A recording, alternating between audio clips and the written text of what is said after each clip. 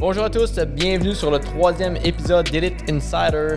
Aujourd'hui, j'ai l'immense plaisir de recevoir Kevin Roditelli, parent. Et voilà.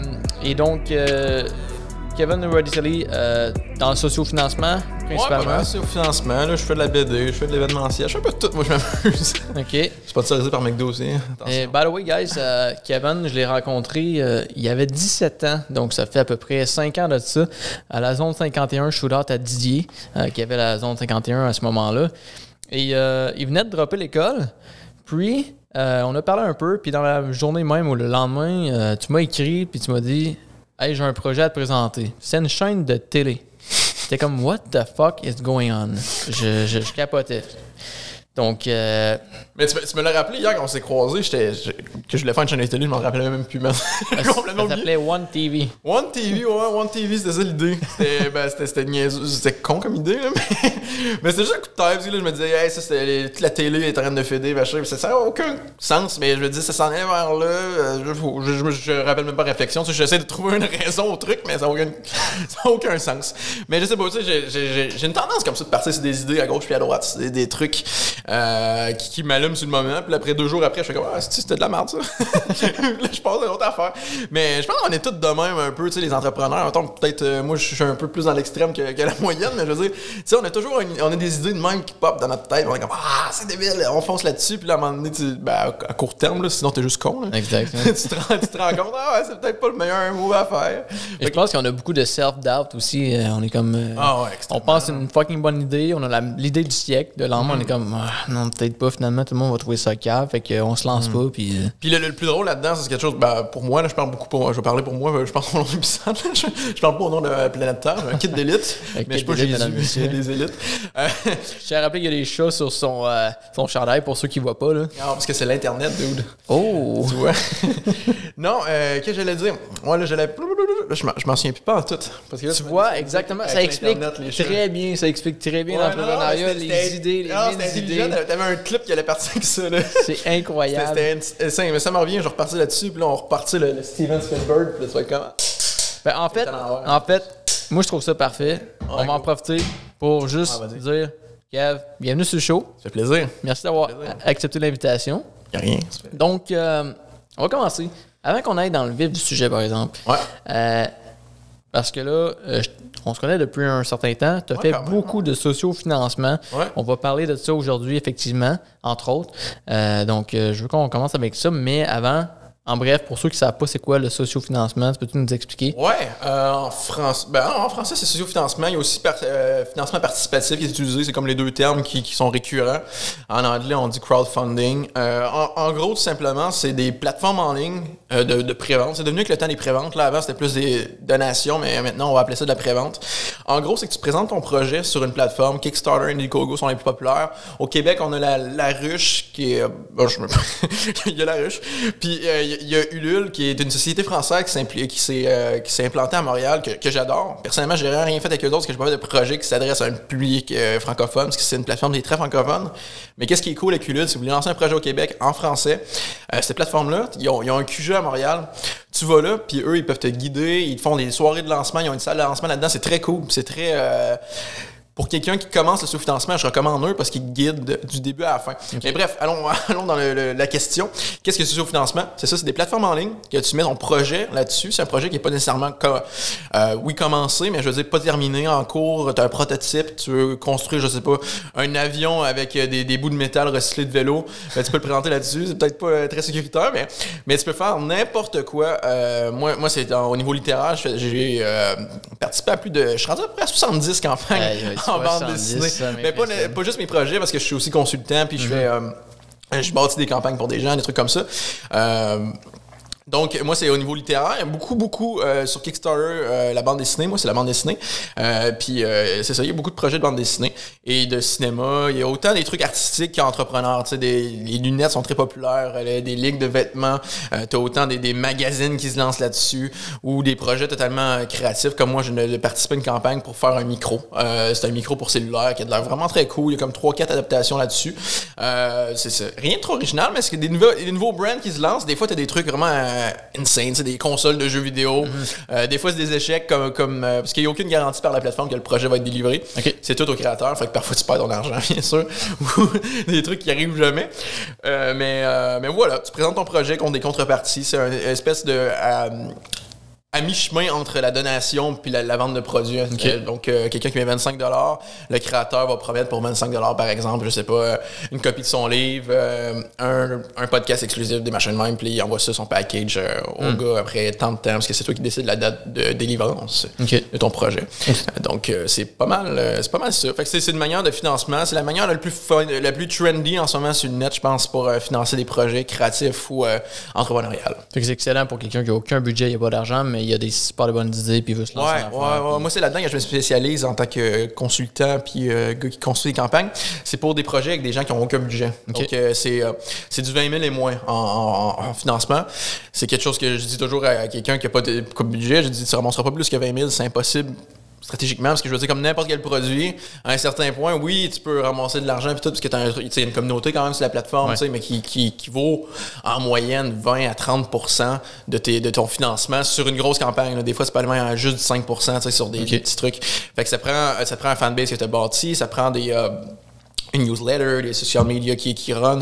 Donc, c'est pas n'importe qui peut arriver. Hey, moi, j'ai l'idée révolutionnaire, je vais faire un spa en forme de baleine. OK, même ton spa en forme de baleine, faut que tu aies un crowd qui soit intéressé à ça. Sinon, faut que tu aies une campagne marketing derrière, un budget marketing, que tu vas dans Facebook Ads, dans je sais pas quoi, tu sais. Ou en sponsor sur des podcasts, par exemple. Quel délai, tu sais. Mais je veux dire... Donc, moi, je me spécialise dans ces gens-là qui arrivent, qui n'ont aucun budget, puis on bâtit une campagne, puis on fait que leur projet fonctionne dans une tranche maximum de 20 000 $. Parce qu'à partir de 20 000 $, il faut que tu aies une campagne marketing derrière ou genre une grosse situation social media ou un gros following. Mais ça, c'est important à dire. Hein. C'est quelque chose que je dis souvent à ces gens-là qui veulent se lancer. Je veux dire, même si tu as 20 000 likes sur un compte, si toutes tes photos sur Instagram, etc., c'est pas... Si tu as bâti ta présence web en tant qu'influenceur en chess qui prend des photos, etc., si t'es 20 000 personnes, c'est peut-être pas des acheteurs de ton produit, tu sais. Il y a une différence. Il y a des gars là, qui ont 600 followers qui peuvent vendre pour 15 000 $ Kickstarter. Puis t'as du monde qui ont 25 000 followers qui vont de la misère à ramasser 1 000 $. Ça dépend toujours comment tu as orienté ton crowd, ton following, tu sais, dans leur consommation. C'est plus toujours un gars qui est pas dans la vente avec tes réseaux sociaux, ben l'habitude de consommation des réseaux de ton contenu sera pas orientée sur de faire monter un crowdfunding ou n'importe quoi, même tes merch en tant qu'influenceur. Donc c'est important de penser à ça si tu veux te lancer sur le net et non juste aller essayer d'avoir des likes. Parce que c'est les likes, assez complexe finalement. Mais quand même, tu sais, c'est comme tout l'Internet, en fait. Aussitôt que tu as compris l'espèce de routine puis de recette de quelque chose, tu as trouvé ta niche à toi. Ça se fait tout seul, mais c'est de comprendre et d'analyser le truc, je pense. OK, fait que ça wrap up quand même bien le sociofinancement, ce que c'est. Je t'ai rappé ça comme un sabouille, mon gars. Donc, on va faire une petite pause au niveau de sociofinancement pour qu'on puisse apprendre à connaître Kevin Roditelli, Kevin Parent. En fait, peux-tu nous expliquer? Parent est mort, là. Okay. Non, mais la raison, ça c'est drôle. Pourquoi Roditelli? C'est pas comme mon vrai nom, là. C'est Parent. La raison est très simple. C'est juste que moi, genre, que je pense un peu Internet, puis j'aime ça, ça m'a toujours fasciné.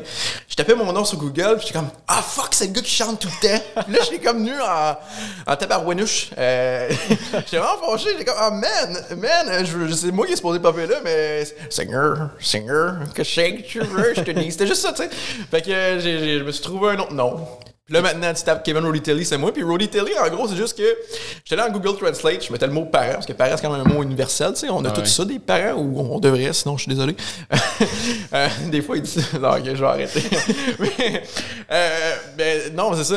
Fait que j'ai tapé dans Google Translate, genre parent dans toutes les langues, genre j'ai enchaîné les langues. Puis jusqu'à temps que je tombe sur une de cool, puis Roditelli, c'est parent en russe. Mais ça sonne zéro russe, t'es comme c'est italien, puis en plus c'est drôle, là, ça veut dire quand je rencontre une fille ou whatever, ils sont comme ah ouais t'es italien, parce que je suis un peu basané pis tout. Là je suis comme ah non, je suis juste un gars qui a un faux nom qui est un... Puis là ça fait un peu peur, ça fait un peu louche, je fais GH pis tout. Wow. Puis en plus c'est vrai parce que des fois je parle de toi à des gens puis Kevin Parent, le chanteur, non.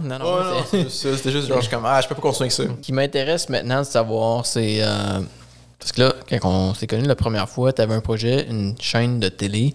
Mais depuis ce temps-là, on a quand même continué à se côtoyer. Et t'en as eu des projets. T'en as eu des idées. Ouais, mais plus des idées que des projets, je pense. Là. C'est beaucoup des idées, je pense qu'on en a toutes. C'est juste que moi, j'aime ça les partager à haute voix. Je me suis un peu calmé là-dessus. Parce que je pense que c'est une espèce de truc que les jeunes entrepreneurs ou artistes ont là.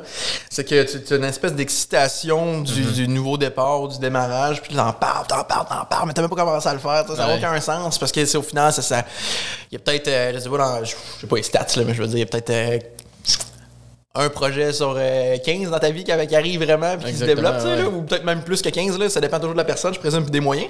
Mais fait que maintenant, j'ai arrêté d'en parler un peu.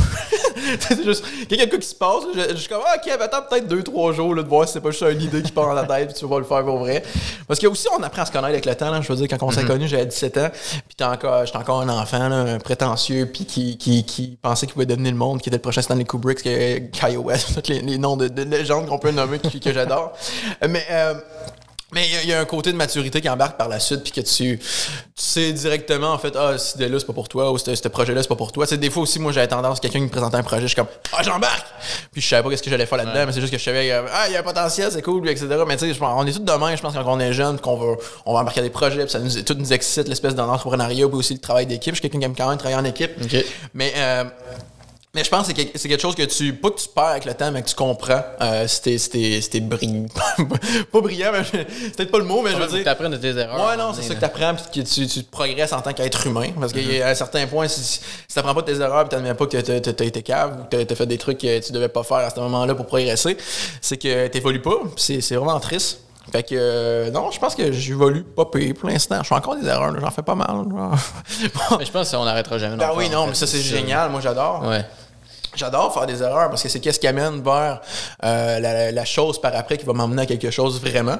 Tu sais, présentement, là, je pars, j'ai démarré avec une maison d'édition en bande dessinée. Puis moi, mon but au départ, c'était d'être auteur. J'ai comme eu, j'étais parti sur un trip d'édition. Parce que moi, j'ai toujours ce côté-là, tu sais, je veux faire de l'art, Puis là, le côté entrepreneurial qui embarque. Puis là, l'entrepreneuriat, ça prend du temps. Puis là, ça finit, j'ai pas le temps de créer.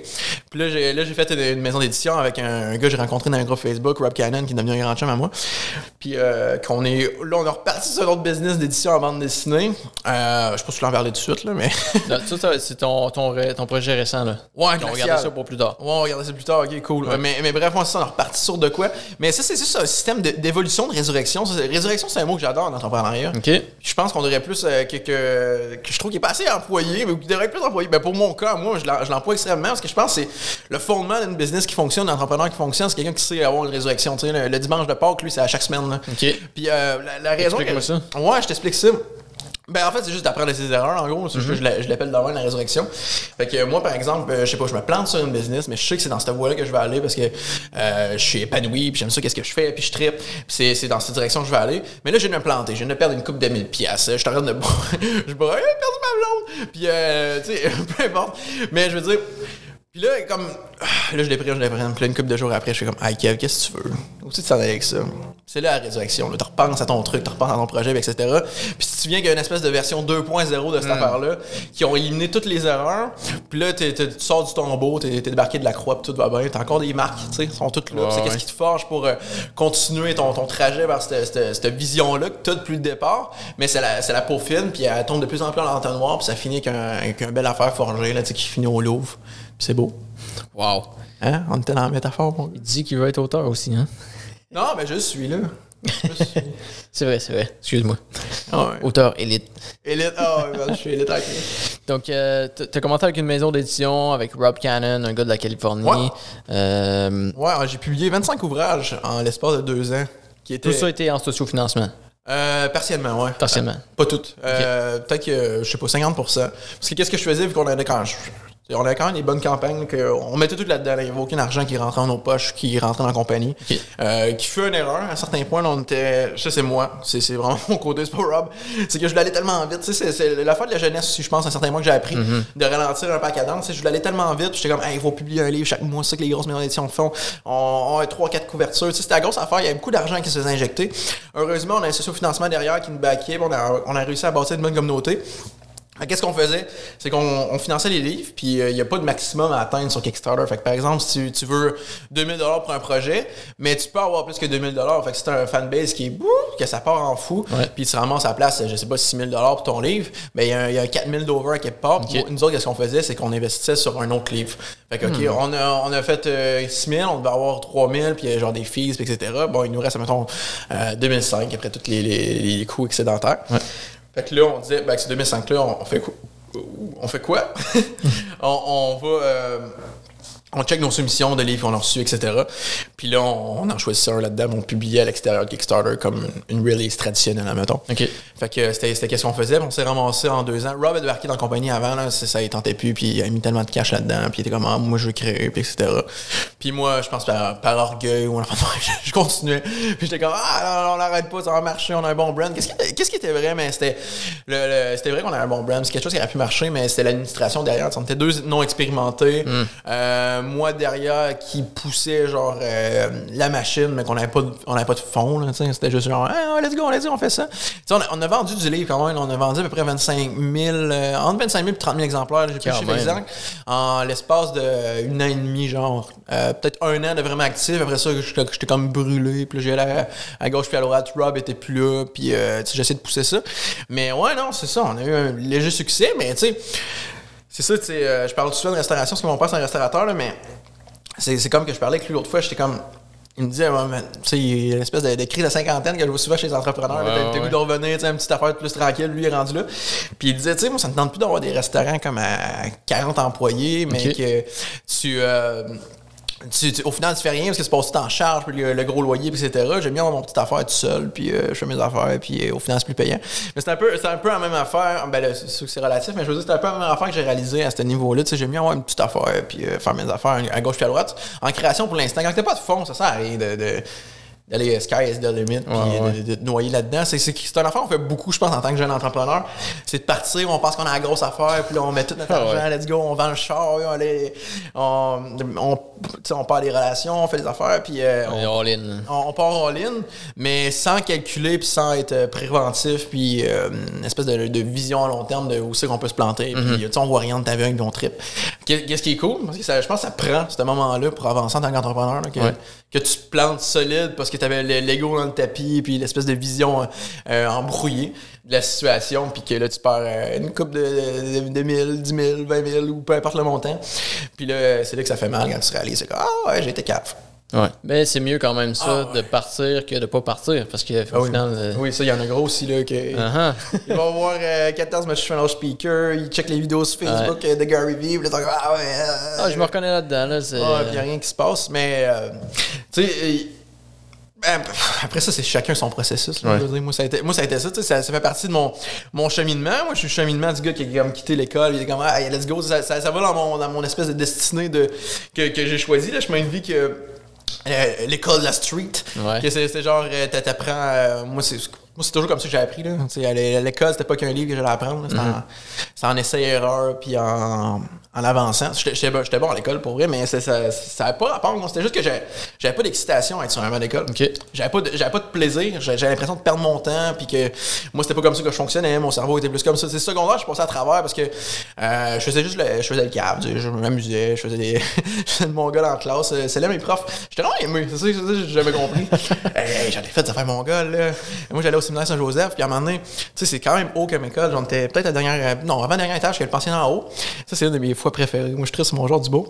J'avais comme averti à la classe avant. Mais pas le prof, bien sûr, là, c'était lui qui était piégé. Là, j'étais pranké. Tu sais, j'avais ouvert une fenêtre, puis j'étais allé l'autre bord. On était vraiment en haut. Là, fait que je m'avais mis sur le bord, mais à l'extérieur. Puis là, le prof, je me mets sur le coin de même. Là, je check ce coin de l'œil, là, je vois qu'il rentre. Puis là, j'ai dit... Si tu rentres, je saute! Oh my god! Hey man, tu vois ça, prank blanc comme un drap, ça tombe. Tu sais, je faisais des mardes de même, puis moi, c'est tellement que je passais mes journées à on me trouvait très drôle à l'administration, j'ai l'impression. Puis tu sais, je trouvais des moyens pour pas aller d'un cours. Fait que là, j'étais inscrit en jeune entreprise, j'étais inscrit dans le parlement étudiant. Fait que là, de temps en temps, t'avais des journées que t'es pas. Tu sais, à un moment donné, j'étais rendu genre, j'étais là peut-être, je sais pas, je manquais peut-être 3 après-midi par semaine. Tu sais, j'étais stratégique pour pas aller là parce que je m'emmerdais. Tu sais, moi, j'étais pas là-dessus. J'étais pas à ta place pendant tout. Non, Non, tu sais, pendant que le prof parlait, j'étais en train dans le Cahier Canada, à la place de trouver des idées, j'étais en train d'écrire ou j'étais en train de penser des idées de projet ou whatever. J'ai jamais été dans cette mindset-là. J'ai eu extrêmement de plaisir, là, c'est les plus belles années de ma vie avec... à ce moment-là, ben, je veux dire, je sais pas, c'était pas pour moi. Fait que j'ai fait un mois de cégep. J'étais allé là, j'étais en littérature en cinéma, puis je m'emmerdais solide. Puis moi, l'autorité, je trouvais pas un problème avec l'autorité, mais un problème... ouais, c'est pas mal ça. Turbulent.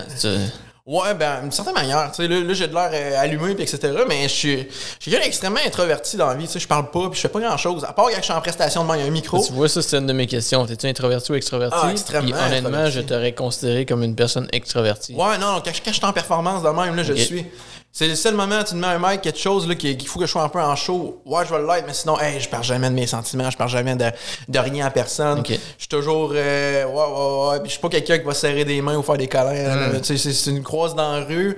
C'est toi qu'il faut que je m'aborde, sinon je t'aborderai pas. À part quand il y a un mic, qu'il y a une foule, quelque chose, là, je vais être genre. Ah! Là, je vais triper parce que j'aime ça. J'aime vraiment ça, faire des trucs comme ça. Je peux parler pendant des heures. Okay. Mais je sais pas, c'est comme si c'est un personnage qui embarque une fois que j'ai un micro. Sinon.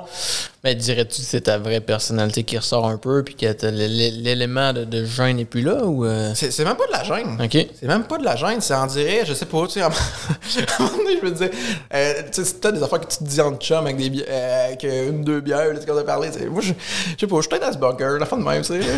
Une espèce de forme d'autisme, qu'il y a le micro qui embarque ou qu'il y a une affaire à dire. T'es-tu le genre de gars qu'on considère le weirdo là, dans la classe ou oh, ouais, j'ai toujours été. Ouais. Mais, tu sais, j'ai jamais eu d'intimidation, des affaires de même. Moi, au contraire, j'étais plein d'amis, puis j'étais vraiment aimé, là, parce que aussi, j'étais un câble, tu sais, je m'amusais. Je présume que ça l'aidait, puis j'étais en gang de hockey, puis tout. Fait que j'ai jamais eu de problème d'intégration, là, au contraire. Là, okay. J'étais de l'autre bord. Mais oui, j'ai toujours été bizarre, là. Je veux dire, j'ai rien contre ça, moi, je m'amuse à être bizarre, là. Fait que tu t'assumes 100%, mais t'es quand même introverti. Mais... C'est quand même intéressant. Je sais pas qu'est-ce que je suis, mais pour vrai, ouais, non, je suis un gars plate dans la vie, là. Profondément plate. Fait que toi, si tu te retrouves dans un environnement où est-ce que tu vas être, je sais pas, moi, exemple, chez vous, tout ça, dans ton bureau, tu travailles 1-2 journées, t'es à l'aise ou... Oh, je suis tout seul, moi, je suis un ermite dans la vie, là. Okay. Au vrai, je sors pas, je suis chez moi, je fais mes affaires, je te leur dis, je parle à personne, puis... De temps en temps, est-ce que j'ai des projets avec des partners, je vais avoir un partner, pour ça je rentre, tu sais, je vois pas vraiment de chum, okay. Tu sais, j'ai pas mal de chum, puis mais je suis pas du genre à sortir, un samedi soir, let's go, on va boire, non, c'est pas moi pas en tout, moi je suis seul dans mon coin, puis je suis bien de même. On dirait j'ai l'impression ça c'est un problème que j'essaie de gérer d'une certaine manière là, tu sais, l'espèce d'impression de toujours perdre son temps. Ouais. Je travaille là-dessus, puis ça je pense que c'est une affaire de jeunesse puis qu'on a en entrepreneurship même au niveau artistique, qui était toujours en train de la monte à roule, puis je sais pas quand va crever puis tout, puis moi c'est un peu ça, puis je me bats contre ça, puis je pense que ça vient beaucoup de là peut-être d'une certaine manière là, je suis toujours dans ma bulle, puis à penser à créer, à faire mes choses, puis à être à gauche puis à droite dans mes affaires avec mon ordi de même, puis je fais rien d'autre, puis je suis un ermite, puis je pense que c'est dû beaucoup à ça. Peut-être même que je suis moins introverti que je pense. C'est juste l'espèce de truc d'être toujours focusé sur mes projets. Fait que je pense toujours à ça. Puis que qu'est-ce qu'il y a alentour de moi, je le vois plus. Là. Fait que. En fait, ce qu'il faut se poser comme question, en fait, ce que je vais te poser comme question, c'est est-ce que tu t'es déjà brûlé? Est-ce que tu as déjà fait pas nécessairement un burn-out, mais tu sais, as-tu des épisodes où c'était oh my god, c'est trop, là, faut que... Oh, ouais. Okay. Non, j'en ai fait je sais pas si c'était un burn-out, une dépression, il n'y a rien de diagnostiqué là-dedans, mais j'ai fait une méchante débarque. C'était pas mal cet été, même, je te dirais, ça a commencé en début, en mi-hiver, genre en mars, à peu près. C'était mon dernier projet Kickstarter, mon dernier personnel, là, j'en ai fait plein après pour du monde, mais personnel, qui était mon premier projet créatif. Donc, vu que j'ai fait de l'édition pendant 2 ans, puis là après, moi j'ai arrêté l'édition parce que j'étais comme, moi j'ai commencé ça pour créer de la BD, mais au final, je suis en train de publier du monde, fait qu'il n'y a pas de grande création là-dedans, c'est juste le côté entrepreneur, tu sais. Il y avait un léger côté artistique parce qu'il y a une sélection de projets, puis voir qu'est-ce qui fonctionnait, puis dire, ouais, tu devrais peut-être changer ça, ou ton personnage devrait dire ça. Puis, mais c'était pas assez pour moi, c'était pas ça que je voulais, moi c'était partager mon monde que j'ai créé, ça fait des années, qui s'appelle Glacial, qui est un post-apocalyptique qui se passe dans une nouvelle ère glaciale. C'est pour ça glacial, là, tu sais, c'est branding. Brag. Mais je veux dire, fait que c'était un truc qui est inspiré par moi dans ma jeunesse. Moi, j'ai été YouTuber de genre 11 à 14 ans. Ouais, c'est ma première business. D'une certaine manière, je faisais du jeu vidéo. je me suis ramassé à 50 000 abonnés. Puis, qui était mon premier, genre, burn-out, je pense, d'une certaine manière, qui a fini avec ça. J'ai tout effacé. C'est pas un regret, là, vraiment pas, parce que j'aurais pas fait ça de ma vie, là, pareil, là, mais d'une certaine manière, c'est sûr que j'aurais peut-être aimé utiliser mon crowd, que j'ai totalement perdu. Oui. Parce que, je veux dire, en plus, à cette époque-là, genre, j'arrêtais en 2014, les réseaux sociaux étaient pas tellement là. Fait que si t'avais un compte YouTube, c'était tes abonnés sur YouTube, tu peux pas vraiment les envoyer ailleurs. C'était pas encore vraiment starté. Fait que moi, de 2011 à 2014, c'est ça que j'ai fait, c'était de la vidéo gaming. Puis moi, j'avais trouvé comme, tu sais, j'avais fait comme n'importe quoi en entrepreneuriat, tu commences, là, tu pitches à gauche et à droite, tu fais du jeu vidéo, mais il n'y a pas vraiment de thématique, machin, des trucs dans le genre. Puis là, j'avais commencé un concept que c'était comment avoir des jeux gratuits illégalement. Okay. J'ai des vidéos juste là-dessus. Oh, ouais. Puis là, ça avait parti en malade. Tu sais, j'avais des 100 000 views, des trucs dans le genre. Puis c'était énorme à l'époque, là. Puis des gars, on startait en même temps que moi, ils sont rendus à 2-3 millions d'abonnés. Fait que, tu sais, je me projette un peu là-dedans. Si j'avais continué, je serais probablement là. Mais je pense pas que j'aurais réussi mentalement. J'étais trop jeune, là. Ça n'avait pas de sens de gérer. C'était à peu près à 14 ans max. Ouais, que j'étais rendu à ton big, 50 000 abonnés. Puis, fait que c'était ça. Fait que je faisais des jeux légalement gratuits. Fait que moi, j'allais sur Reddit. Puis Reddit, c'était pas vraiment compris encore à l'époque. Puis je tapais genre, tu sais, les espèces de giveaways, les promos actuellement. Fait que là, je trouvais, mettons, hey, Battlefield gratuit et légal. Puis là, moi, je faisais le tutoriel aux gens. Puis c'était, mettons, EA qui faisait une promotion en ce moment, qui fallait que tu sois genre en Bulgarie. Fait que là, je faisais changer le IP au monde. Puis je faisais passer pour la Bulgarie. Puis c'était gratuit. Fait que c'était pas un crack. Fait que c'était légal. Je pouvais monétiser mes vidéos. Puis fait que c'était ça que je faisais. Fait qu'à chaque semaine, je trouvais un truc gratuit à donner de même au monde. Puis ça capotait. J'ai fait un gros fanbase. Ça ne suivait pas probablement pour moi, là, mais plus pour mes astuces. Mais je veux dire, j'ai réussi à bâtir ça. J'ai fait un bon crowd. J'avais des bons revenus. Je faisais à peu près 800 $800 par mois, tu sais, entre peut-être 12 14. Là, entre 12 et 14, j'étais à peu près à 800 $ par mois. J'avais des jeux gratuits à mort parce que, oui, ceux que je trouvais, mais en plus, j'avais un sponsor qui me donnait des jeux à chaque mois pour faire des vidéos. Fait que je faisais un peu de vidéos de test, des trucs dans le genre. Mais c'était. Puis le problème pourquoi j'ai arrêté, c'est que c'était devenu juste ça ma vie. Fait que je me levais à 5 h du matin, je shootais genre 2 vidéos avant l'école, là, je partais à l'école. Après ça, je revenais vers 4 h de l'école, je faisais des vidéos de 4 à minuit. Des fois, c'était même pas des vidéos, là, c'est juste que je checkais mes chiffres, genre monté, je faisais du refresh chez views, ses abonnés. Puis là, à un moment donné, je faisais, hey fuck man, t'es rendu débile, là. Tu fais juste checker des chiffres, tu fais juste des vidéos. T'as 14 ans, tu checkes, mais tu vas même pas voir tes chums, genre qui sont en train de chiller, je sais plus trop où. Il n'y avait rien qui se passait à ma vie, c'était juste ça, les vidéos. Fait que j'ai décidé de tout supprimer d'une shot. J'ai fait, OK, fuck it, j'arrête. Puis moi, je suis le même, là, quand j'arrête de quoi, c'est radical tout le temps. OK. Fait que là, j'ai comme, OK, on arrête, bang, j'ai arrêté ça. Ça a été une méchante expérience là aussi. Là. J'ai appris beaucoup très jeune, puis c'est pour ça que je pense que je suis un peu où que je suis en ce moment. Je sais pas que je suis big, là. C'est pas ça que je veux dire par là, mais je veux dire que j'ai appris au niveau plan personnel. Là. Mais ça a été vraiment un gros apprentissage. Ça a été dur là, quand même. Il y a eu du regret après ça, t'es comme hey, fuck man, tu viens de supprimer ça. Puis là, tu vois genre les autres qui faisaient avec toi un an après sur YouTube, là, j'avais totalement débarqué. Puis là, t'es comme oh, il est rendu à 120 000 abonnés, j'étais plus gros que lui. Là, c'est comme c'était un peu l'espèce d'effervescence des réseaux sociaux qui startaient à cette époque-là. Effectivement, oui. Fait que là, t'es comme, j'ai-tu de manquer le bateau? Alors, d'une certaine manière, j'ai manqué le bateau au niveau gaming. Mais ça me dérange pas, parce que je me connais. Mais c'est pas ça que tu voulais faire, tout ça, non, hey, aujourd'hui, j'ai très prêt fuck out faire ça, là. J'avais même plus de plaisir, c'est la raison de j'ai arrêté. Fait que si à 14 ans, j'avais plus de plaisir, là, je n'aurais fuck out, mais, tu sais, j'aurais peut-être réussi à transformer ça en quelque chose d'autre, à amener du monde vers ça, mais pas grave. Puis, pour revenir à mon autre, pas burn-out, là, je sais pas comment appeler ça, là. On va appeler ça des grosses résurrections, là, des Pâques. Ouais. Ma deuxième Pâques, à moi, ça a été c'est des mi-hiver, début mars, pour revenir. On en revient chez auditeur. Ça partait mal, mon affaire, là. Je voulais être cool, mais il n'y avait rien de cool là-dedans. Mais c'est ça, en début mars, là, j'ai senti que ça se commençait à chier. Mais tu sais, je l'avais pas avoué encore, là, je l'avouais peut-être en août. Parce qu'en août, ça faisait 1 an que je devais avoir délivré ce projet-là, qui était mon premier projet créatif. Mais moi, le problème que j'ai eu avec ça, c'est que j'avais aucune attente avec ça. Je suis comme, hey, c'est mon première affaire, je suis un nouveau auteur. Tu sais, je vais avoir quoi? Peut-être 100 personnes max qui vont l'acheter. Puis, tu sais, c'est pas besoin d'être si bon que ça. Là, c'est mon première affaire. Puis là, on va voir que ça allait. Je vais avoir des feedbacks. Puis ça, je vais progresser en tant que créateur. Puis là, que M. Coco Kevin Jesus de Pâques, il s'est ramassé avec victime de son succès, ses compétences, certainement en sociofinancement.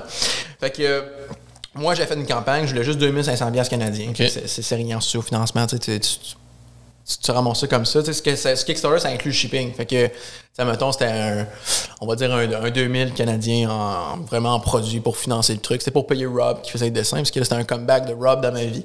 Parce que c'était avec lui que je voulais faire ce projet-là, parce que je savais qu'il y a une sensibilité un peu similaire à moi alors. On aime les mêmes réalisateurs de films, on a une même vision un peu cinématographique plus que de la BD. Lui non plus, c'est pas un grand lecteur de BD comme moi, qu'on est plus des gars de cinéma. Fait qu'on a une espèce de même vision, on aime les mêmes créateurs. Fait que c'est quelque chose qui connectait puis qui allait comprendre, en fait, où c'est que je m'en allais avec ça.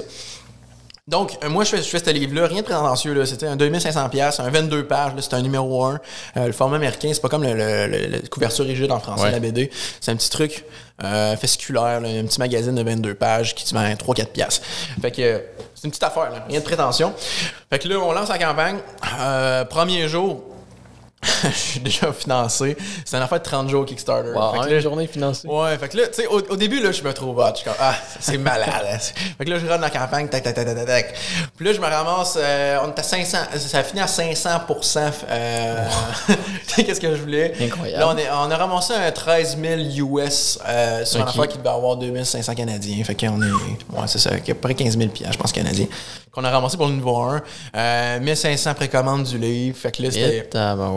Ouais, non, moi, j'étais pas prêt à ça. Tu sais, fait que là, moi j'arrive. Tu sais, au début, je trouve ça hot. Je suis comme, hey, moi, je commence en feu. Je suis déjà big. Ça va même pas starter. J'avais déjà des éditeurs, tout, qui embarquaient, qui étaient curieux, qui voulaient des grosses affaires.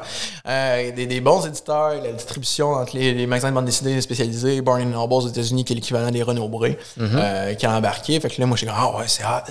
Ils ont même pas vu c'est quoi encore, puis ils embarquent, puisqu'il y avait des chiffres. Puis, comme là, au moment de finaliser, parce que Kickstarter, c'est rare que tu as un projet qui est complètement fini. Nous, on est à peu près à 80% du livre. Fait que là, au moment de finaliser, là, je me mets à capoter, là, je choke. Là, je me dis, hey, fuck, là, parce qu'il y a trop de monde. Maintenant qu'il y a trop de monde, c'est plus genre un test que tu dis, c'est tes chums qui vont l'acheter, puis c'est du monde que tu connais un peu, puis ils vont le ramasser, puis tu vas pouvoir avoir des feedbacks, puis au pas si tu te déçois, c'est genre ma mère, là. Je veux dire, c'est pas la première fois que je la déçois. Mais là, tu te rends avec 1500 personnes, tu sais, à travers le monde, qui vont avoir les 1500 copies. C'est pas en backer, on a eu 560 backers au total, puis des 1500 livres, parce qu'il y a des couvertures additionnelles. On avait des packs, genre, pour avoir plusieurs personnes sur une contribution. On a eu des précommandes aussi à gauche et à droite. Déjà, des petits distributeurs qui avaient comme contribué. Mais au total, tout, on était à 1500 copies. Fait que là, je me mets à penser à ça. Je suis comme, hey, ça, c'est pas assez bon, là, pour tout ce monde-là. Puis là, je me mets genre à faire des crises d'anxiété, je pense bien. Ouais, c'était vraiment ça. J'ai jamais vécu l'anxiété pour vrai. Moi, je suis quelqu'un qui était tellement confiant sur ses affaires tout le temps, puis qui est comme à 100% sûr de où c'est que ça en va. Puis là, c'était comme tellement gros parce que j'étais comme, hey, je joue mon rêve, moi, là. C'est ça que je veux être dans la vie, genre, tu sais, un auteur qui vit de ça. Tu sais, au début, je pense qu'on est jeune, toute la présentation, millionnaire, je vais être big, etc. Puis moi, ça, c'est plus ça, je veux juste vivre de mes affaires puis m'amuser. Fait que là, je suis comme, ouais, avec ça, je vis, je m'amuse. Puis j'ai vécu un bon moment, cet argent-là Kickstarter. C'est sûr que là, ça a quasiment 2 ans après, plus là, mais je veux dire. Fait que là, je me mets à capoter. Puis je capote solide là, pendant 6 mois, mais genre, c'était 6 mois-là de capotage. Je m'en rends pas compte au début que c'est ça. Je suis comme, je fais ça, je gère ça. Puis là, je fais des updates. Est-ce que tu peux faire des updates, des espèces de newsletters pour les gens qui ont contribué, puis dire aussi que t'es rendu dans ton processus créatif, puis de la délivrance du produit.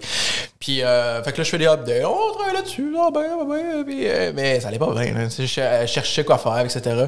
Il y a à peu près, je pense que je suis rendu à 44 versions de script du livre que j'ai réécrit avec les pages qui étaient déjà faites, puis du gros rewrite. C'est comme, tu sais, quand un studio intervient sur un film, puis là, qui veut le retravailler. Je fais pas ça au réalisateur, le réalisateur est en tabarnak. Là, c'est moi qui est le studio en même temps qu'avec le réalisateur, puis ça fuckait bien gros.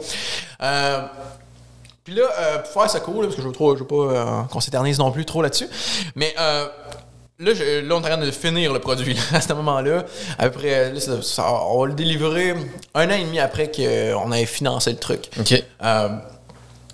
Donc, là, c'est le produit fini. C'est rendu un livre de 55 pages. 55 pages? Ouais, ça devait être 22 au départ. Mais ça, d'une certaine manière, je suis content parce que les gens ont entendu beaucoup. Puis je suis comme, vous allez avoir un livre complet. Puis moi, l'idée derrière ça, c'est juste que là, je me suis rendu compte que cette histoire-là, parce que c'est vraiment un livre personnel. Je pense que c'est un truc quelque chose que j'ai comme lu puis que je vois beaucoup en entrevue. Parce que je suis quelqu'un qui adore ça, écouter parler du monde de même. Fait que j'écoute beaucoup de créateurs et des trucs d'argent. C'est quelque chose qui est récurrent. J'ai l'impression qu'une première création d'un artiste, c'est souvent très personnel. Donc, le personnage principal, c'est moi. Puis c'est des trucs comme ça. Je parle de mon état. Puis vu que je suis introverti, comme que je disais, c'est rare que je communique. Puis moi, la création, c'est ma manière un peu de sortir mes sentiments quand je me sens, etc.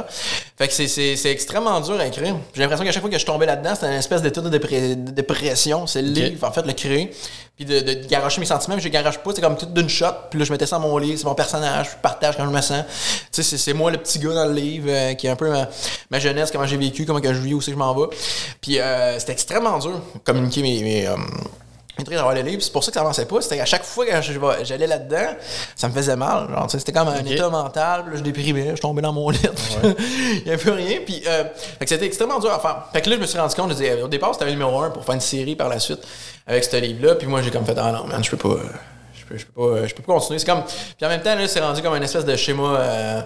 Je sais pas, inconsciemment, t'as une espèce de truc que tu te remémores toutes les trucs de marde qui n'est que ça. Ben, c'est ça. J'étais parti tu sais, j'ai perdu ma blonde vers ça. J'ai perdu mes trucs. J'ai perdu pas mal d'argent aussi. J'ai investi beaucoup sur ce projet-là. À un moment donné, j'étais sur un plan. On avait un jeu vidéo qui startait, fait qu'il y a eu de l'investissement qui était fait dedans. On avait un studio qui était parti. Là, on a un autre jeu qui part, c'est différent parce que on a tout reparti ça. Là, je vais aller là-dessus. Parce que là, je peux m'éterniser en comprenant. Je peux faire un podcast glacial, là, si on veut, là, ce schéma-là. Il y a eu pas mal de rebondissements à travers ça. Je travaillais pour une compagnie aux États-Unis parce que je suis comme influenceur dans le monde de la bande dessinée d'une certaine manière. J'étais représentant pour un imprimeur. L'imprimeur a fait faillite. Fait que là, ils nous doivent encore, j'aurais jamais cet argent-là. Là. C'est à peu près 5000 $. Et quand même. Fait que là, ça fait un gros trou parce que moi, je vivais essentiellement juste de ce partenariat-là, genre avec mes réseaux sociaux, que j'étais financé par eux. Plein d'enfants de moi qui ont comme arrivé en même temps, que ça a comme tombé, que là, j'étais comme, ah, fuck. Puis là, je viens de repartir. Glacial, je me suis comme dit, hey Kev, là, il faut que ça se fasse, parce que c'est ça que tu veux faire dans la vie. Fait qu'il faut que tu trouves un moyen de faire fonctionner ça. Puis là, je me suis réveillé, j'ai dit, pourquoi tu as sorti ça en premier lieu? C'est à la fois que tu oublies, je pense, quand tu plantes ton entrepreneuriat, mais que le fondement en main de ton entreprise ou ton projet est vraiment qu'est-ce que tu veux faire, tu vas le continuer, mais tu perds l'origine du pourquoi que tu as starté, je pense, à un certain point. Puis t'es comme, hey là, t'es où, man, là-dedans? Fait que là, je me remémore, je suis comme, pourquoi tu l'as starté? Puis là, les raisons pourquoi, c'était pour communiquer, pour dire comment je me sens, partager mes à travers la création, puis avoir du fun, m'exprimer. Puis la deuxième grosse raison, c'était m'amuser avec mon chum, qui est Rob Cannon, faire la bande dessinée avec lui. Puis le projet, déjà, je l'ai parti sur le mauvais angle. Parce que là, moi, la raison pourquoi je l'ai parti comme ça, c'est qu'on a fait de la maison d'édition. Puis je sais que Rob, c'est pas un entrepreneur né. C'est pas quelqu'un c'est quelqu'un qui aime le confort, avec sa petite job, faire ses affaires. Fait que là, moi, j'ai présenté le projet. J'ai dit, hey, là, c'est pas une affaire 50-50. C'est pas une business, on se part à deux. Là, on s'en va dans quelque chose qui est je vais t'embaucher. Fait que je vais te payer tant de la page, puis tu vas le faire, puis tout. On a starté ça de même. Tout le monde était content, je le payais bien, puis fait ça de même. Mais c'était pas une relation, tu sais, chum. C'était une relation fais-moi cette page-là, c'est ton chèque, puis tout. Okay. Puis, oui, on se parlait en chum, puis tout, quand même, mais je veux dire, c'était pas un travail de collaboration en tant que tel. C'était un travail. Puis c'était qu'est-ce qui s'est perdu au cours du fil. C'est pourquoi que je n'étais pas allumé par le projet, puis etc. Que je me suis perdu en route. Perdu, c'était vraiment par le stress de le non-succès, en fait, que c'était genre ma chance, puis là, j'en manque par un produit de non-qualité ou de la qualité que je vais avoir. Là, je suis extrêmement fier du produit qu'on va délivrer là, en novembre. Le livre, qui est un volume maintenant, qui a un début puis une fin. Donc, là, j'ai approché Rob il y a un mois. J'ai dit, Rob, là, je suis prêt. J'ai trouvé où c'est que je veux m'en aller. J'ai la vision du truc. Ce livre-là, je sais, c'est ça. C'est le début, la fin, c'est ça qu'on finit. Fait que là, j'arrive à lui, j'ai dit, c'est 17 pages à faire un mois. Il dit, ah, t'as c'est lui qui capote. Lui, quelqu'un qui travaille avec moi, il sait que j'arrive avec des idées de même. Puis c'est de même qu'on le fait, parce que je me revise des scènes de même tout le temps, la résurrection. Puis, avec les gars, comment on fait ça? Puis là, j'ai dit, gars, je te propose de quoi, là? Puis c'est comme ça qu'il faut fonctionner. C'est comme ça que le projet va marcher. Là, je pars à la compagnie. C'est de Glacial Company. Là, tu te disais pas que c'était juste un livre. J'ai dit, non. Ça, c'est un livre. Mais de la Glacial, j'ai toujours dit, c'est un univers. C'est pas juste une histoire. Fait que là, j'ai dit, ce livre-là, on le finit, qui est calisse une crise patience. Fait que là, on finit ça en novembre. Là, t'es là-dessus, mon gars. Mais là, on est 50-50, puis on développe une entreprise. On en repart là-dedans, comme deux chums. Puis là, Gars, j'ai tout l'argent que j'ai investi, l'argent que je t'ai donné, là, on s'en fout. Là. Le livre sort, on est 50-50. J'ai pas plus d'importance que toi là-dedans. On développe le produit ensemble, la marque, l'identité, puis on fonce. Fait que là, qu'est-ce qu'on fait? On finit ce livre-là, puis après ça, on en sort un par mois avec un autre storyline, d'autres personnages, mais ça va être quand même relié. Ces personnages-là vont revenir. C'est des personnages qu'on suit qui sont reliés au personnage principal du gros livre qu'on a sorti sur Kickstarter. Puis là, un par mois, ça, on va le release avec Patreon, qui est une autre source de financement. Ouais. Puis qui est grosso modo, c'est mensuel ou maintenant par produit. Nous autres, ça va être par produit. Comme ça, il n'y a pas de stress, genre, hey, on est en train de te charger le mois, mais on n'a pas de livre de prêt. Ouais. Fait que ça va en faire. Fait que des contreparties mensuelles. Fait qu'on va faire ça comme ça. Puis aussi, ben là, on va regarder si un éditeur va embarquer, mais c'est quand même c'est une affaire malade là, pour un éditeur embarquer qui a un livre par mois. Là. Je veux dire, il y en a peut-être 10 dans l'industrie, puis c'est fait par des noms normalement. Mais, ben non, je parlerai pas trop vite. Rien n'est possible. Parce que non, mais on a un contact. Là, ça a de se faire en ce moment qu'un éditeur qui a une bonne distribution. Fait que, non, c'est pas ça sur le podcast, là, parce que... Non, mais je me retiens, là, on arrête ça là. Mais ouais, non, c'est ça. Fait que ça s'enligne pas pire pour ça. Puis en même temps, ben, on a un jeu mobile en développement. Fait que la stratégie derrière ça, moi j'aime ça penser marketing, stratégie tout le temps. Là. Fait que le jeu mobile, c'est un jeu espèce de Smash Bros. Okay. Nos personnages, mais on va l'updater à chaque mois. Fait que, mettons, dans la BD du mois qu'on release, il y a un nouveau personnage qui rentre, mais il va rentrer aussi dans le jeu. Oh, ouais. Tu vas pouvoir jouer sur mobile en même temps, puis ça va être updaté avec des maps, avec des nouveaux endroits qu'on découvre dans la BD mensuelle. Puis la BD mensuelle, Rob l'a co-écrit avec moi en même temps que l'a dessiné. OK. Fait que moi, je fais la story qu'on appelle. C'est souvent utilisé en termes de cinéma. Là. Je connais rien en BD au final. Je connais juste le cinéma. Fait qu'on fait je fais la story, j'envoie ça à Rob, puis on écrit le script à deux. Le post-it, il va compléter les dialogues, ces trucs-là. Parce que j'étais perfectionné. Je pense que c'est un peu de l'anxiété. Là. Je prends à ce niveau-là, parce que je veux tellement que ce soit parfait. Mm-hmm. Fait que c'est souvent au niveau des dialogues, ça chie, là, que je suis comme je veux pas qu'il dise ça. Là, une semaine après, j'en reviens. Fait qu'on l'écrit à deux. Le volume, ça, je l'écris entièrement moi tout seul, les dialogues, etc. Mais je suis tellement lent là-dessus, tellement en recherche de perfection, que je suis comme non, pour un affaire mensuelle, je fais pas pour l'instant. Je suis pas assez expérimenté, je suis pas assez encore bon en tant que writer au niveau des dialogues. Je pense au niveau du story, je suis très bon là, de l'histoire, que je pense que je m'en sors pas pire. Là. J'aime qu'est-ce que je fais. Brag. Ouais, je brague à ce fuck là-dessus. mais je veux dire, ouais. Fait qu'on part à partir de janvier, un mensuellement. Ça va être release Patreon. On va avoir une print run aussi, j'en ai imprimé. Mais là, pour l'instant, c'est tout indépendant. On va vendre ça à travers l'Internet. Mais c'est ça, ça se fait avec l'éditeur. On parle en ce moment. Il va y avoir la distribution. Là, okay. Mais c'est en ligne là-dessus. Ouais. L'achat de compagnie, on a le jeu. Puis le livre, plus une série de BD. Puis là, je suis en train de voir pour qu'il y ait comme de temps en temps des BD événementiels qui sortent sur Kickstarter. Fait qu'il y a une espèce de one-shot, là, une histoire qui se tient comme un petit film. Comme qu'est-ce que je fais là, 55 pages qu'on sort, bang, sur Kickstarter. Puis qu'en même temps, ça fait un pop d'un vente du mensuel, des gens qui rembarquent, etc. Fait que, ouais, on est en train de bosser ça. Fait que le live au podcast, tu m'as, genre, le samedi avant le dimanche de Pâques, là. Je veux dire, on est en démarrage. La résurrection live, là. Ouais, on est en processus de ça, là. Cool. Fait que pour wrap up ça, ben justement, la résurrection, c'est ce que ça voulait dire. On ramène le projet, on le tue pas, on le met pas de côté, on fait juste prendre les erreurs, on les met de côté, on recommence. Ouais, on repasse les bonnes bases, puis on repasse qu'est-ce que je voulais être depuis le début. Parce que moi, depuis le départ, c'est ça que je voulais, faire un mensuel. Parce que la bande dessinée américaine, c'est ça. Okay. C'est le mensuel. T'en veux un par mois, parce que c'est la société américaine. Il faut que tu amènes du contenu. Il faut que tu vendes de quoi. Tandis que l'européen, c'est beaucoup plus noble. C'est des livres plus épais, de 55 pages, comme celui que j'ai fait, parce qu'on va le traduire aussi en français. C'est ma langue première, fait que je serais niaiseux de pas le faire. Fait que, mais tu sais, eux autres, c'est comme 1 ou 2 par année qui sortent de même. Fait que, mettons, ça, j'aurais été capable avec mon truc de 55 pages de char, parce que c'était à peu près ça que ça a pris le faire. Mais le format américain, qu'est-ce qui m'intéresse de eux, ben c'est juste que j'aime la culture américaine beaucoup, mais je veux dire, mon style aussi, mes thématiques, ça s'adapte beaucoup à ça. Fait que ce format-là, c'est ça. Fait que c'était notre but à nous. Rob a toujours dit que c'était un rêve de faire ça. Fait que j'ai comme saisi l'opportunité. J'ai dit, gars, c'est ton rêve de faire ça. Moi, c'est mon rêve aussi. Rêve. Dream. Mais fait qu'on le fait. On verra où c'est que ça va aller. Là. Mais pour l'instant, c'est en ligne pas peu. On a déjà deux numéros d'écrits. Puis un de dessiné. Fait qu'on prend de l'avance là, pour janvier. Okay. On donne en avoir 3-4 au mois d'avance. Comme s'il arrive de quoi, je sais pas, je suis malade, lui malade ou peu importe, on sait jamais avec la vie. Là. Ouais, effectivement. Fait que de prendre de l'avance pour être sûr qu'on parte pas on perde pas le train. Là. OK, excellent. On va embarquer dans une phase un petit peu plus sur, je te dirais, avec des questions rapides. Ouais. OK. Vas-y. Flash McQueen. Flash McQueen. Moi, j'aimerais ça savoir ta définition d'entrepreneuriat en Très court, là. Pas un gros paragraphe, là. S'amuser en toute liberté. OK. S'amuser en toute liberté. Ton opinion sur le fait de travailler sur plusieurs projets en même temps? Oui, mais non. Oui, mais non. OK, on peut peut-être aller plus en détail, là. On va aller en détail là-dessus. C'est bien, mais chaque chose en son temps, je pense. OK. Ça, c'est quelque chose que j'ai travaillé là-dessus beaucoup. Là. Moi, c'était mon majeur problème, c'était ça. Là. OK.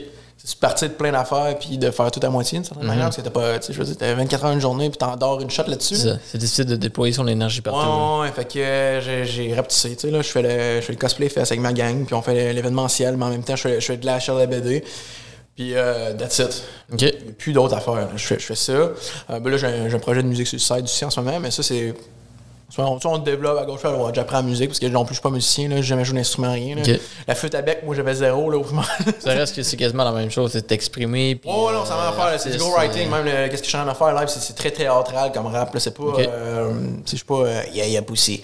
Fait que ça reste vraiment du storytelling, certainement. Fait que je reste là-dedans, mais pour l'instant, c'est ça. Puis je veux faire fonctionner les deux projets. On est bien parti l'événementiel. On est sur de quoi solide. Mais l'autre, on est en train de bâtir de quoi de solide. Fait que je vais attendre d'avoir au moins le fond, la base de construire. Après ça, vraiment sérieusement, cet hiver, je vais partir dans le premier projet de EP. EP, c'est un micro-album, en fait, de lancement. Okay. Tu as parlé du cosplay. Cosplay, ça fait combien d'années? 2 ans? 3 ans? 3 ans avec la ville de Trois-Rivières. Okay. Puis on l'avait fait, je pense, 2-3 années au Galerie du Cap avec la boutique, dans le fond. Okay. Juste en face, on faisait une affaire d'Halloween. Qui était la première ébauche, d'une certaine manière. Puis après ça, on a été approché par la ville de Trois-Rivières pour le développer au centre-ville. Okay. Merci à eux. C'est vraiment une collaboration super géniale qu'on a pu le départ. Qui croient en nous, qui ont vu la vision dans le projet. Puis là, on est bougé au Parc des Chenaux pour avoir plus d'espace, faire de quoi beaucoup plus vivant. Un truc où on vit une vraie expérience, en fait, comme un festival. Là, on a vraiment l'impression de rentrer dans un Disneyland. Okay. Ça a monté, c'est un autre truc qu'on adore, puis que la ville a une très bonne vision de nous dire on ferait peut-être faire ça là. Même moi au début, là, j'étais comme peut-être pas. Puis là après ça, on a vu la vision, c'est que ça en allait, puis aussi on va envoyer les choses même de notre côté, tu sais, au niveau spectacle. On a fait wow, c'est ça qu'on veut depuis le départ en fait à cet emplacement-là. Fait que c'était une excellente idée, un excellent move de déménager là.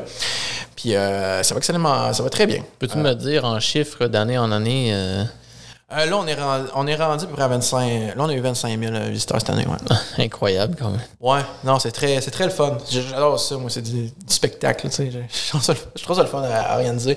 Ça reste dans mon univers, tu sais, c'est très bande dessinée, là, c'est des super-héros partout. Puis tout, je suis pas un gars super-héros, là, mais les gars qui font de la bande dessinée, mais je veux dire, tu sais, c'est un truc jovial. Tout le monde a du fun. On s'amuse, il y a des personnages partout, les enfants ils trippent autant que les adultes. Tu sais, c'est le fun en tant qu'adulte de voir, je sais pas, les personnes âgées trippent, ceux qui trippent le plus, c'est de voir Batman en vrai, d'autres l'écoutaient avec Adam West à l'époque, puis ça trippe. C'est impressionnant pour eux autres. Ben oui, c'est quelque chose qu'ils vivaient pas, eux autres, dans leur jeunesse, qu'il n'y avait pas de divertissement comme ça. Fait que d'arriver à un endroit avec leur petit-fils comme. Tu sais, c'est multigénérationnel, puis c'est le fun de voir ça, l'épanouissement autant des jeunes que des vieux dans ce truc-là. Fait que c'est vraiment un plaisir organisé. Genre d'événement qui te donne de l'énergie au final. Oh non, vraiment. Il y a un rush. Moi, genre, je suis le directeur marketing du truc, en collaboration avec l'équipe de l'amphithéâtre. Fait que moi, c'est le fun parce que j'ai l'espèce de. Je vis le train avec les gens, d'une certaine manière. Tu sais, je lance la promo, c'est moi qui conceptualise tout le schéma de promotion pour amener les gens à l'événement. Là, parce que sans promotion, il se passe pas vraiment. Il n'y a pas de monde, Effectivement. Fait que c'est important d'avoir un bon truc. Fait qu'il y a beaucoup d'énergie qui est mise là-dedans avec l'équipe d'amphi. Fait qu'on bâtit ça. Je bâtis une espèce de plan pour emmener les gens, puis communiquer, nous mettre proche de nous. Tu sais, moi, j'aime ça, une communication on met des gens de l'avant, des gens qui organisent le truc, parce que je crois vraiment au personal brand à l'époque qu'on est. Là. Maintenant, l'espèce de corporate est pas plus aimé, mais je veux dire, on s'identifie pas à une entreprise. On s'identifie à la personne derrière, plus. Même au niveau artistique, tu sais, c'est au créateur de s'identifier plus qu'au film, même quand t'es un gars qui tripe sur le cinéma ou la musique, ou tu t'identifies à la personne avant tout, plus que la création. Fait que c'est pareil au niveau entrepreneuriat. Fait que c'est dans le promo, c'est toujours Didier en Superman, c'est Didier en Iron Man qui est en avant moi aussi, que je me présente beaucoup à la caméra. Puis ça fonctionne. Puis c'est une espèce de un événement qui est basé sur les micro-influenceurs derrière. Tu sais. Fait que puis ça, c'est amusant. Tu sais. J'ai vu l'impact, surtout cette année. À la 3e année, j'ai vu que c'est comme on a bâti encore plus notre espèce de brand d'influenceurs à travers l'événement. Parce que moi, je suis pas en costume. Puis je me suis demandé des petites selfies. Ah ouais, c'est vraiment cool les vidéos que vous avez faites. Ah ouais, ok, cool, selfie. Et au début, c'est comme bizarre, là, on est comme rock on. Tu deviens un personnage en même temps. Ouais, non, mais c'est mon personnage. Exact. Puis ça marche pas pire à date. Puis on avance vers là. On est signé pour d'autres années. Puis il va y en avoir d'autres. Puis on est parti pour rester là, je pense. Ouais, j'imagine avec 25 000 personnes cette année. C'est là, fun. c'est incroyable. Wow. Question un peu en lien avec Glacial. Été ou hiver? Été, dude. Ah ouais? C'est quand même... je m'attendais pas à ça. Non, mais j'ai starté ça parce que je détestais l'hiver, tout simplement. Parce que moi, très simple, c'est que moi, quand j'étais jeune, ben, tu sais, mon passé un peu YouTuber gamer, j'ai été très gamer à cause de ça. Fait que je jouais à 2 séries de jeux qui étaient Borderlands puis Fallout, qui est 2 post-apocalyptiques, Borderlands plus sci-fi post-apo. Fait que c'est les 2 trucs qui ont inspiré Glacial. Puis pourquoi je jouais autant, c'est que je détestais l'hiver, moi je voulais pas aller jouer dehors, je voulais pas sortir dehors. Fait que je jouais à ces jeux-là. Puis là, à un moment donné, je me suis dit, c'est très jeune, je l'avais cette idée-là de. Parce qu'il y en a pas de post-apo dans la neige, ou presque pas. Fait que moi je suis comme, hey, pourquoi personne le fait, man? C'est bien pire être dans du moins 40 avec la neige qui tombe sur la gueule que d'être dans un pit de sable, là, je suis désolé. Fait que.